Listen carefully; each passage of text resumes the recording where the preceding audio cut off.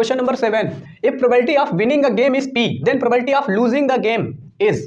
तो हमें एक फॉर्मूला मालूम है कि probability of an event plus probability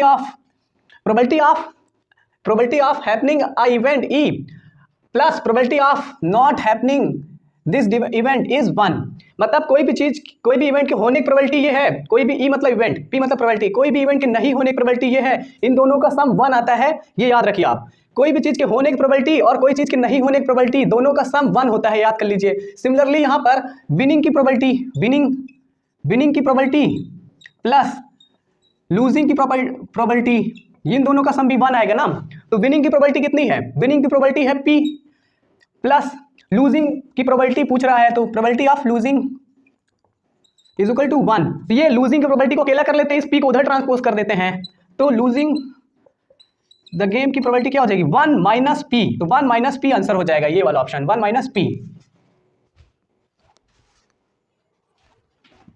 question number 8, हमें इन दोनों पॉइंट के बीच की दूरी निकालनी है। तो डिस्टेंस फॉर्मूला लगाएंगे। डिस्टेंस फॉर्मूला क्या होता है? जैसे ये दोनों पॉइंट है, ये है A 2, -3, ये है B, ये है -2, 3। इन दोनों के बीच की दूरी निकालनी है, तो AB की डिस्टेंस निकालनी है। तो इसको x1 मान लेते हैं, इसको y1 मान लेते हैं, इसको x2 मान लेंगे, इसको y2 मान लेते हैं। तो डिस्टेंस फॉर्मूला क्या होता है? डिस्टेंस फॉर्मूला होता है under root x2 minus x1 whole square plus y2 minus y1 whole square. तो ये आप डिस्टेंस फॉर्मूला होता है, इसको आप याद कर लीजिए। ठीक, यहाँ पर देखिए AB की डिस्टेंस निकालनी है। x2 कितना है? x2 है ये -2 माइनस x1 कितना है? 2 होल स्क्वायर प्लस y2 कितना है? y2 3 है माइनस y1 कितना है? -3। तो ये -3 होल स्क्वायर हो जाएगा। अब देखिए AB की डिस्टेंस कैसे आएगा? ये माइनस माइनस प्लस हो जाएगा, -4 का स्क्वायर हो जाएगा प्लस ये माइनस माइनस प्लस हो जाएगा, तो 3 + 3 हो जाएगा, मतलब 6 का स्क्वायर।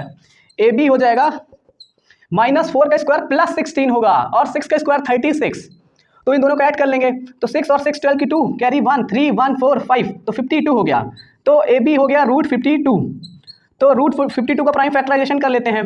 तो प्राइम फैक्टराइजेशन 13 4 = 52 ना, तो 4 को 2 × 2 लिख देंगे, और 13 को ये 13, ये 2 बाहर आ जाएगा, तो 2√13 हमारा हो जाएगा डिस्टेंस। तो 2√13 कहीं है, 2√13 ये हो जाएगा answer. Question number 9, for what value of theta sine square theta plus sine theta plus cos square theta is equal to 2। तो यहाँ पर थीटा की ऐसी कौन सी वैल्यू रखी जाए कि इस पूरे की वैल्यू आ जाए 2। तो इसको नोट कर लेते हैं, इसको नोट कर लेता हूँ पहले मैं। Sign square theta plus sine theta plus cos square theta. यहाँ पर ऑब्जर्व करिए इन दोनों को, ये क्या है? साइन स्क्वायर थीटा है ये प्लस कॉस स्क्वायर थीटा है। Sign square theta plus cos square theta क्या होता है? ये फर्स्ट आइडेंटिटी है भाई।